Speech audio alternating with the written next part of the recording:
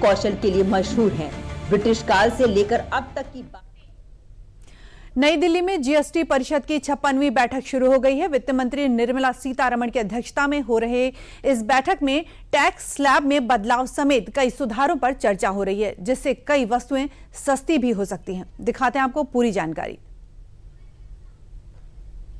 2 दिनों तक चलने वाली जीएसटी परिषद की बैठक बुधवार को नई दिल्ली में शुरू हो गई है।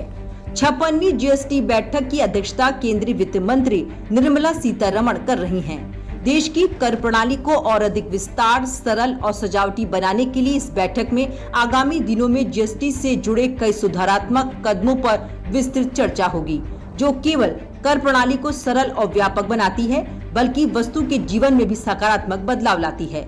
मुख्य एजेंडे में जीएसटी टैक्स स्लैब में संशोधन शामिल है। इसका लक्ष्य तंबाकू और शराब जैसे हानिकारक सामानों के लिए 40% स्लैब के साथ वस्तुओं को 5% या 18% स्लैब में ट्रांसफर करके 12% और 28% स्लैब को खत्म करना है। अगर जीएसटी काउंसिल की बैठक में 12% और 28% वाले स्लैब हटा देती है और उन सामानों को 5% और 18% के स्लैब में लाया जाता है, तो फिर इन सामानों की कीमतों में कमी आ सकती है।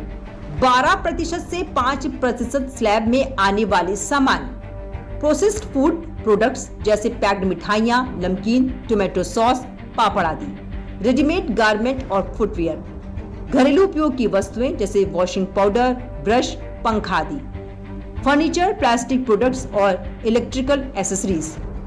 28% से 18% में आने वाले सामान घरेलू इलेक्ट्रॉनिक्स जैसे TV, fridge, AC, washing machine, 2 wheeler और कारें मिड सेगमेंट, कॉस्मेटिक प्रोडक्ट्स और परफ्यूम, पेंट, सीमेंट और कंस्ट्रक्शन मटेरियल। हालांकि जीएसटी स्लैब में बदलाव के बाद कुछ ऐसी चीजें हैं जो काफी महंगी हो जाएंगी, यानी उन चीजों के ऊपर सरकार टैक्स को और बढ़ा देगी। इसमें शराब और लग्जरी वस्तुएं शामिल हैं। उत्तर प्रदेश में